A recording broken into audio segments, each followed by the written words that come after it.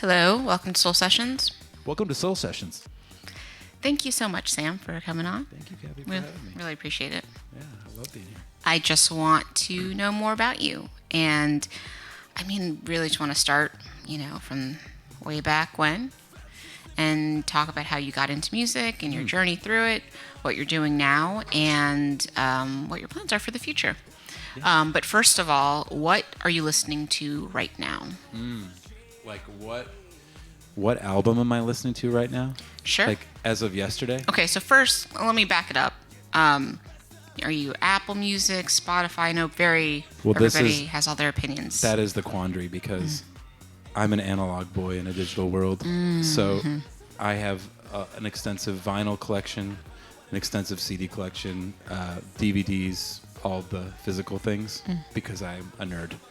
So I don't have any of those things. You have none of those things. But every now and then I use YouTube. But if I'm at the gym, I'll play like something on YouTube. Does.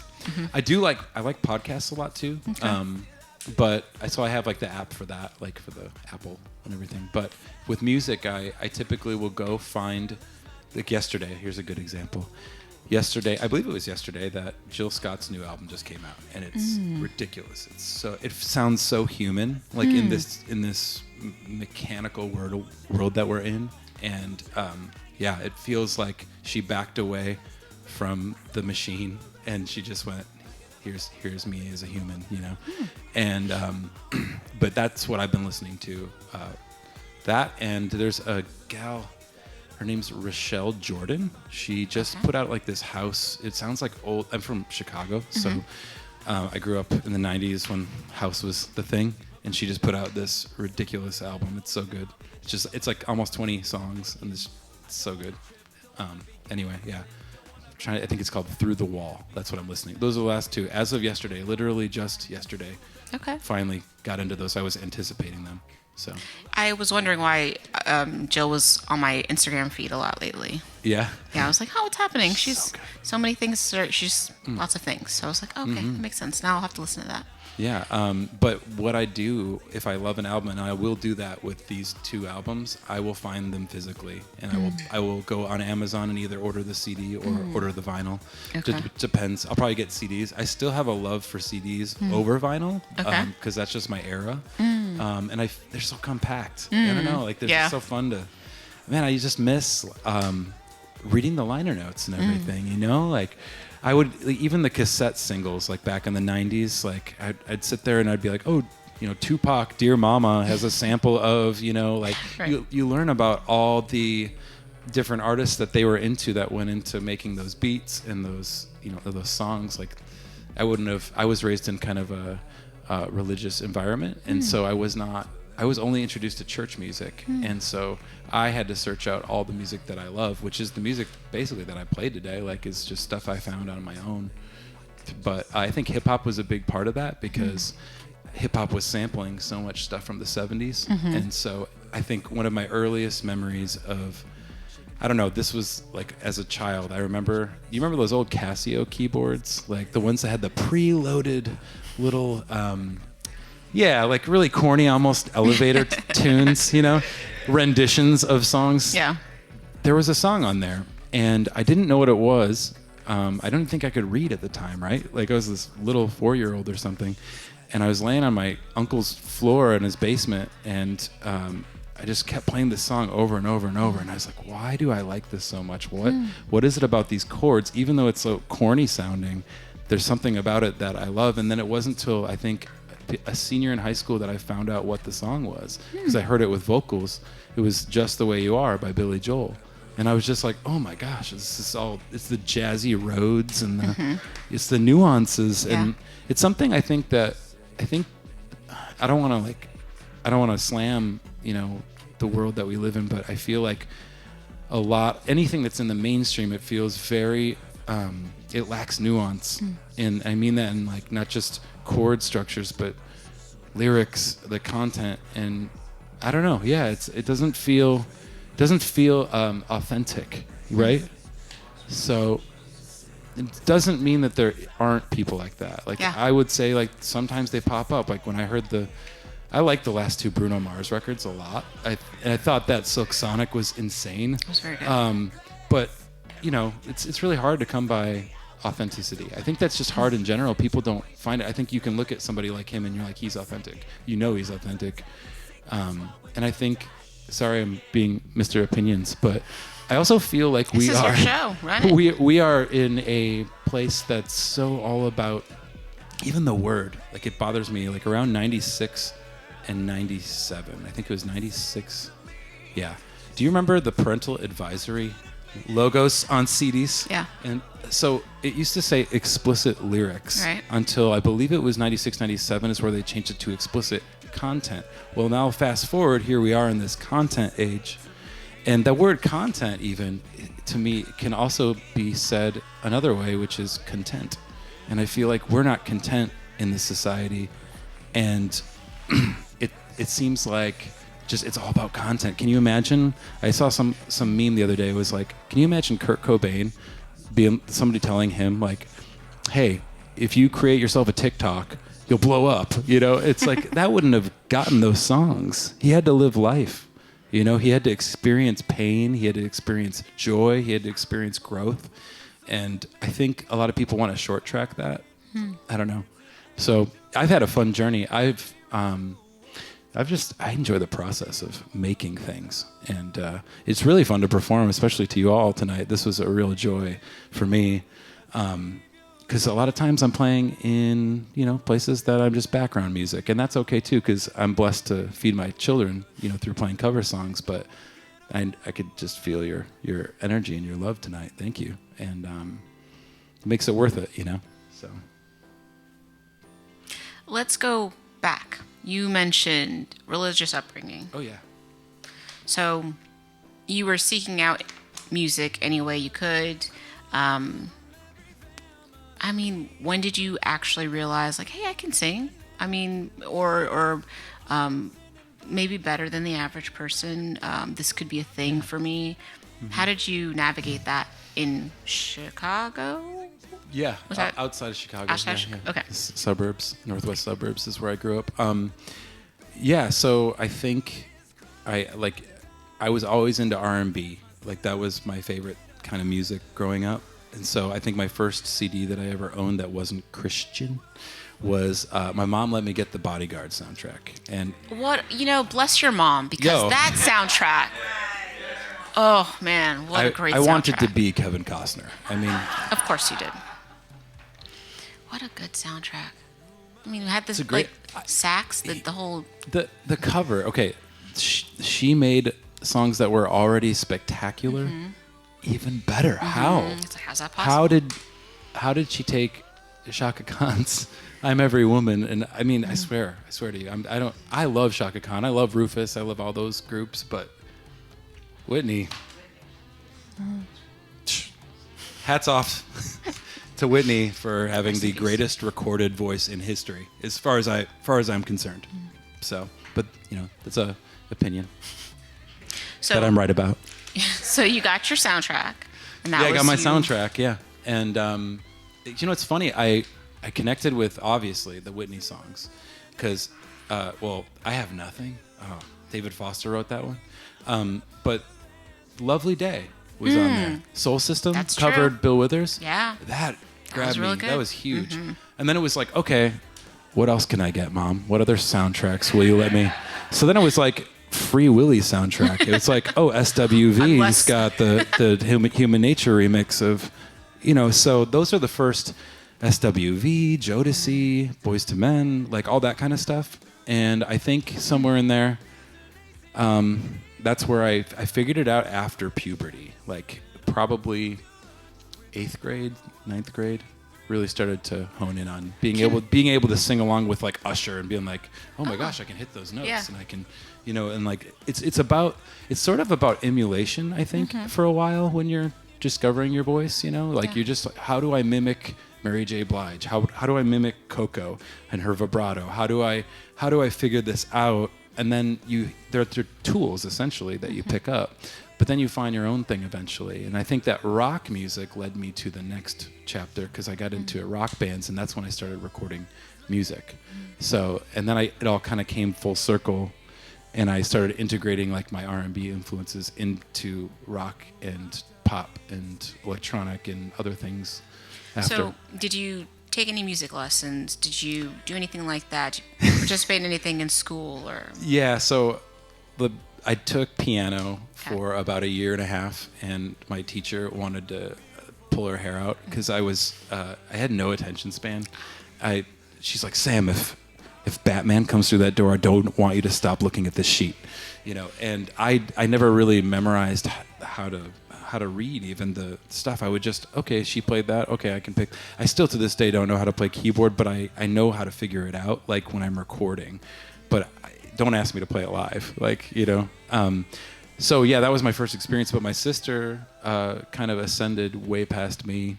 She started a couple of years after me, and she reads music. She's amazing. But the big thing was picking up the guitar. I think hearing Nirvana's Nevermind kind of made me want to pick up a guitar, and also simultaneously watching Desperado with Antonio Banderas and just loving his persona in that movie, be a mariachi. But yeah, I picked up an acoustic and started learning and got into things like punk and ska was really big in the 90s, like Sublime, stuff like that. And then, yeah, it just kind of integrated slowly. But choir was the big one. I would say that if there was one thing I would say to anybody who's an aspiring singer, like join a choir. Because you can sing on your own, but until you hear those other voices around you, it really trips you out. Like when you're doing a counter melody or like a harmony, and it's that taught me so much. And when I went to the concert choir, the choir teacher liked me so much. She said, normally we don't let people that are juniors and seniors into the Mach 1 choir, which is more of a jazz, like plays all the old jazz songs and stuff like that. And so she let me join that. And that's where I really learned even more about how to sing. They let us scat, things like that, improv. And so, I think that was the big thing.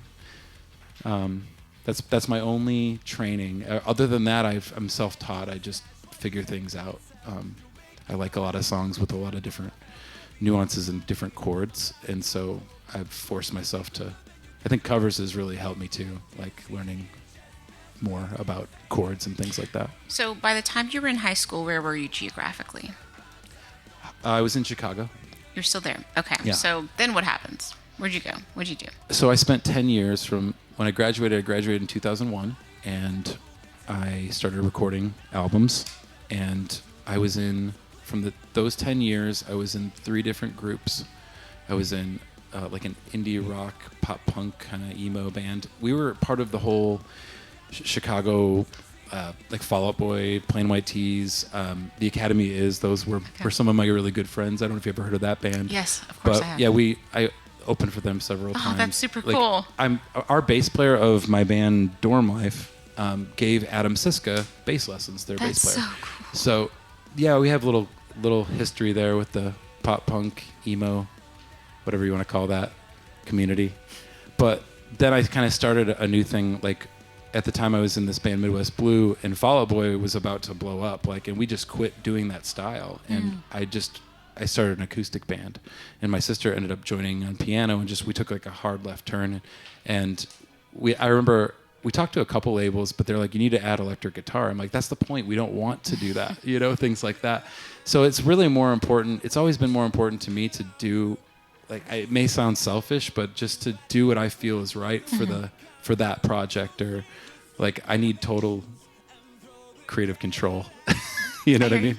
So, but yeah, we did that band. We toured, I think we toured 30 some states, all over the country, for several years, made 3 records. And then, I was in an electronic group.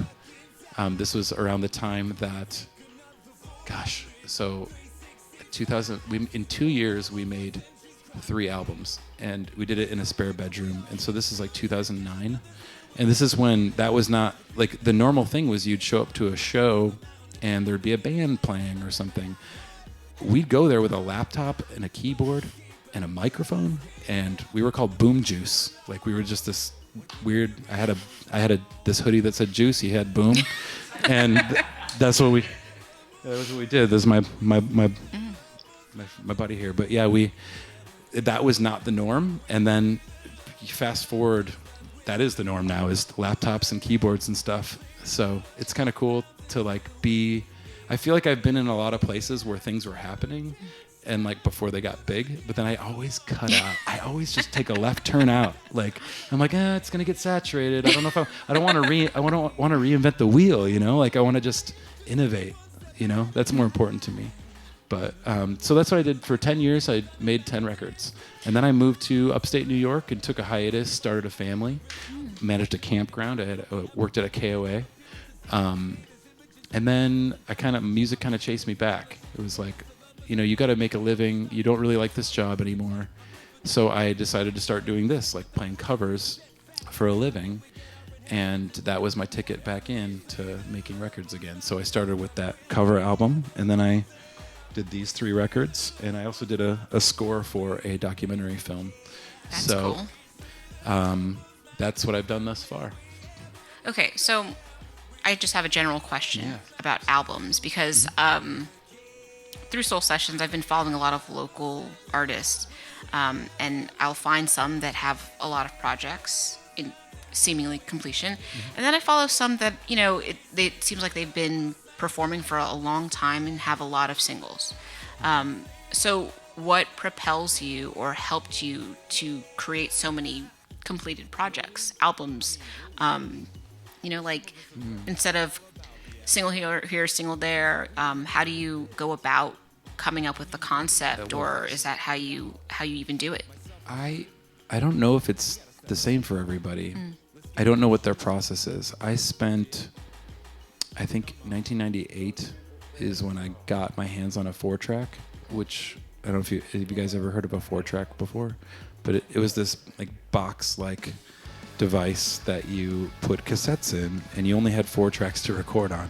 And so I'd sit in my bedroom and I'd just write. I was not good. It took me I probably wrote 100 songs, in high school. And thank God they're on cassettes and they're not on like SoundCloud or something, But I still have them all. And I think that was I fell in love with the process of making songs. And if you ask me like, do I like performing live? Yes. But if you locked me in a studio where I could just create with other artists, that's all I would do. That's what I breathe, So I developed a passion, a love for the process of making art. And for me, I almost relate it, like going back to, the Batman story at the piano. Like, I remember just playing with Batman figures or Ninja Turtles or and being in my own world, like just letting it flow as a child. And I think that childlike state never left. Like it's still here. And every time I don't really try to write songs. They're there and they happen when they happen, and they're a blessing. And I would go as far as to say is like, even though I copyright my music, like I'm just a vessel, so it comes from the Most High. Like it's just a gift for everybody to tap into. And I almost feel like it's great to be able to make money off of your songs. It feels very good, but I also feel at the same time like I don't feel like we really create anything. I feel like we recreate what we're given, And so everything we have here is resources that were made by something much bigger than us. So that's kind of how I feel about the songs. It's like, I don't know, even all my influences, all the good energy that I experience goes into that. It's just gratitude, So I don't know if that answers your question. Yeah, of course it does. Okay, so sorry to continue to harp on the album thing, but pick an album, any album. Okay. Is there a story? Is there a plot? Is it a series of concepts that are united by something? Yeah, this one right here. Okay. This is the last full-length album I would say that I made. Okay. This is like, for me, it's the one, like if I die tomorrow, I would love to be remembered by this one, because it's so many ways to answer this. So when I think back on my life and I think where I was at age, I don't know, 24, you know, okay, like I made some good stuff, but hopefully we're always growing and we're always sort of like coming to new realizations. And this one, I would say that I lived this experience in a way, and I don't even like to say political because I'm apolitical. I believe there's no political solution to a spiritual problem in our world, you know, and so I don't really enjoy that. So that's why this album it's got an elephant representing your Republican Party, and it's got your dead donkey below that it's trotting on in the water. And so you have your blue and your red, you know, teams. And it's called Escape Babylon, the name of this record. And on the back, it's just flames and skeletons, because the system is based in entropy. And it's not going to free us. Like, it's just not. Like, I don't know if that's bad news for anybody. But anyhow, I believe that escaping Babylon happens, like, it's a metaphor also just for, like, the mind, the stories we tell ourselves, the limiting beliefs that we have about ourselves, the relationship that we can't leave even though we know it's terrible, whatever it is, like, if you're in bondage in any way, you need to escape. And you have to be the answer. Nobody's going to come get you, you know? And that's self-reliance, you know? So, but this is kind of the soundtrack to my experiences in New York, which is far that there's a lot here. That's the book. It's a lot here. This is the one. I'm working on more stuff right now, but this is the one. Yeah, Escape Babylon. It's on Spotify. It's by. Oh, okay. It's under a band name called Slave to Servant. Okay. And so yeah, it's a loud rock record. The guy who mixed the record, he did Paramore's first record and cool. Under Oath and those kinds of bands. And then Howie Weinberg mastered it, who did Nirvana's Nevermind. And cool. So I spent like $20,000 on this record, no joke. Like, so that felt like a calling, you know, that record. Yeah. So there's some deep topics that are much like deeper than just emotional pain or. There's that there, but this is I call it socio-spiritual. That's what I call it. Okay. Cool. All right, so everyone head to Spotify and then buy the vinyl. Yeah? Okay, so today, what is your day-to-day? What are you doing?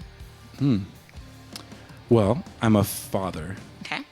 But I'm also like Jekyll and Hyde because I get my kids half the time. Okay. So they are currently at their mom's in Ohio. So they come to me for 6 weeks and they go to their mom for 6 weeks. And we're getting to the point where we're kind of like making our own schedules. Like, how old sometimes are they? My son's 13. Okay. He's gonna be 14 in May. He started a band here. He's like really loving it. So they practice, like when he comes here, he's there right now. But when he comes here, he gets together with his band every Sunday, and I host it. I make him pizza. I'm like, yes, let's do this, you know. And he's killing it. Like I have him in. I'm trying to remember Nathaniel's last name. He plays here in the city. He plays in a bunch of jazz quartets and stuff. But he works at AIM. AIM. Oh, yes. You know yeah. Nathan? I know Trevor. Okay. Yeah, Trevor. Yeah. Yeah. Nathan has been teaching Wesley, my son. Cool, so cool. he's actually better than me. Like he can do things that I never learned how to do. So that's great. It's really cool. And you have a dog? Oh, my daughter. Okay. Yeah. My daughter, her name's Lucy, and I wrote a song on here called Lucy May for her.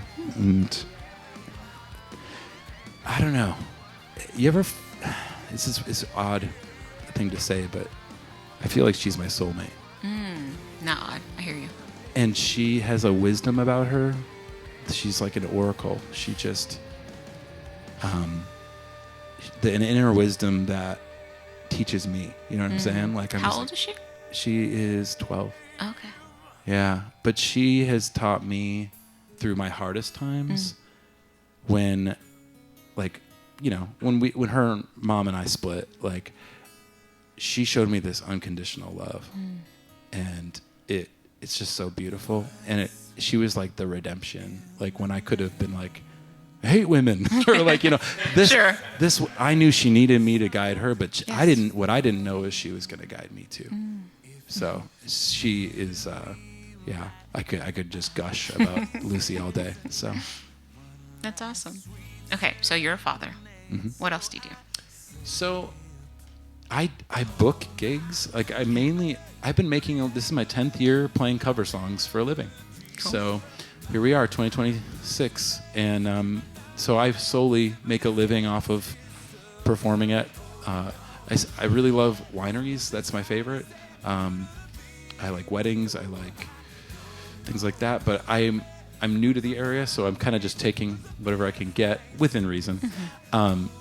I'm still kind of getting my bearings here, and I did make what some of my friends would call the unfortunate mistake, which I don't think it was, but of leaving Facebook. I just don't like Facebook. I'm trying to do it boots on the ground now. So, but yeah, I'm a full-time musician, so sometimes I play at the university during the day. Sometimes I play a retirement home here and there. Sometimes I play at East Coast Wings. Sometimes I play at Old Home Place Vineyards. Just, you know, whoever's hiring me, you know, I appreciate it so much. It's like I almost feel unemployable because of being just not working for anybody for 10 years. But that's what I've been doing. I also started a new business called Embracism Coaching this year. My sister and I are certified emotional success coaches. And what we do is we essentially get people unstuck from limiting emotional states and help them basically to get to their goal. And basically the gap between, you know, the definition of a problem is a gap between where you are and where you want to be. And I was a recipient of this coaching, like when I went through my divorce and when I was going through some other things at one point. And it was so instantaneous, the turnaround that I had. And so I just want to do that for people. My thing is that a lot of, I don't have any bad blood or anything, but it's just a lot of what I've seen with people that I do know, with like counselors or like licensed therapists. It seems like, and there are good ones, but there's a lot of not good ones. And they keep you coming back. They keep you coming. I just want to heal. I want you to heal, and I want you to do the work and do this, and you can do it. Like, you have the resources in you. We all have them. You just forgot. It's like, if I could say it like this, it's almost like, imagine right now if you had an unlimited amount of money in your bank account. Like, all your bills were taken care of. You don't have anything to worry about. But one day, you get this outstanding bill. Like, why isn't this getting paid? I have auto pay on. Like, what's going on? So you take your debit card, you go over to the ATM, you forget your PIN. But you know you have the funds, but you forget it. You just can't get them. So that's what I do, is I help you find your PIN. So that's something I do during the day. Sometimes I coach people. But I've been doing a lot of things. I actually have a band that I'm playing in. It's a cover band. Okay. Well, it's not a cover band. Sorry. It's the drummer of my favorite band, which is a band called Minus the Bear. They're from Seattle, Washington. The drummer hasn't been in the band for about 10 years. I think they've only made one record without him. But being that it's my favorite band, like playing with him right now, digitally speaking, we haven't done this in person, but we keep sending each other files. We are obsessed with 70s and 80s disco and R&B and funk and stuff like that. And so we're doing a cover record of just that, those, like Forget Me Nots by Patrice Rushen. Sure. And like, what do we just do? Didn't Mean to Turn You On. I don't know. We're working on a whole cover record right now with some other members. And so I think we're going to release Forget Me Nots probably in a week or something. Nice. We're called Take Over the World. Okay. And so we figured we'd do a cover album first, and that would help us like gel together, and then we'll start writing our own music too. Nice. Very cool. I mean, congrats on being able to do the music thing 100%, because it's hard. Thank you. Very hard. And I know it's what a lot of musicians, artists are striving for, but it's just so difficult. So when you're able to do it, I know it means being scrappy, but yeah, good for you. So what are we, I know all of the things you're working on now, but what are you thinking about for the future? Where are you? I mean, whether that's like next year, 5 years, 10 years, what are the things that are on your mind? I mean, in 6 years, my kids are going to be adults, So I've been thinking a lot about that. Like, what I want to live on a beach. I know that. Panama. Yeah. Maybe not Panama, but well, maybe. Like, I don't know. She might convince me. Yeah, like wait till she gets back. See what she says. Yeah, we'll see. But yeah, I would like to design. I would just like to keep enjoying what I'm doing, and I think that right now I love helping people. I love coaching people. I like doing weddings. I think what I'd like to do is limit my cover schedule to where I'm just playing wineries and bigger private events, and then save on my voice, because it's like being a mechanic and like loving cars, but then you're like, I work on cars all day, and I don't even want to look at mine, right? Right. And so that's kind of where I'm at. I've had a lot of vocal fatigue this year, and it's been 10 years. It's fair, but so I'd like to shorten that and get more into the private event sector, do more coaching, and just keep creating art. And maybe at some point, if something takes off, cool. Like, I mean, I don't know if something will take off. It doesn't really matter to me, like, because I can't really control that. I can't control who hears it or how they hear it. Like, other people that market can, but that's not my forte. So I'd probably have to have a team in place to do that, and maybe I'll get that opportunity at some point to get some people in place to help me get heard. I just don't know. Yeah, I just love the process. Like I said, I feel very blessed, and I'm also open to just even like, I like working with my hands too. So I would, just to offset, so I didn't have to do so many gigs. Maybe I'll become a moving guy, or like, I know I've done construction. I could do that here and there, as long as I don't feel like I have to go all the time, and I don't have to ask my master for vacation time. Right. Yeah. That's a really hard thing for me to is. go back to. For sure. But yeah, I'm very mindful. I feel blessed. I don't know. Like, I think I have. I use this quote a lot, but Lauryn Hill. It's one of my favorite quotes that she ever said, and it was actually included it on my mixtape. But she said that throughout history, artists have particularly been people who live outside of society in order to expose society to itself. And I feel like I'm still that person. That's what I'm trying to hold on to and not go back to the rat race. So. Okay, so last question. Favorite spot in Winston? Okay, I think I quit drinking right before I hit 40. Okay. So I haven't drank for over 3 years. I never had a problem with drinking. I love a good shot of tequila and a lime, like, it's delicious. But I went through some. Sorry, this is a long story. No, not but, at all. I went through some things. Like, I found my bus as soon as I went sober. Like it happened like that. Like, I just walked through the door and it landed in my lap, and it just, so many things happened where it felt like for me, and I again, I'm not here to disparage anybody. I don't think it's wrong to have a drink. And maybe one day I will. I don't have a rule that says, oh, I'll never drink again or anything. It's just, I feel so in tune with the voice, like I don't know how you say it. Like, it's a metaphysical thing, It's something that You're calling. Everything, like, everything's so real. I just enjoy this. Like, I enjoy that we're just talking and we're sober, and I'm getting to know the real soul. You know what I'm saying? It's I feel like there a lot of times when I go play gigs, I can't really fully connect with people.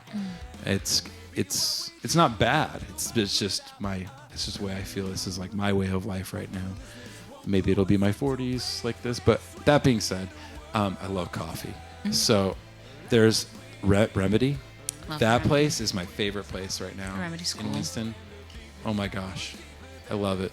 Love it. Love me a good spot. coffee shop, especially one that has jazz bands. Get out of here. Yeah, of course. It's a great spot. I approve. I appreciate that. Thank you so much for your time. Thank you. We really, really It's been a appreciate your blessing. Thank you. performance.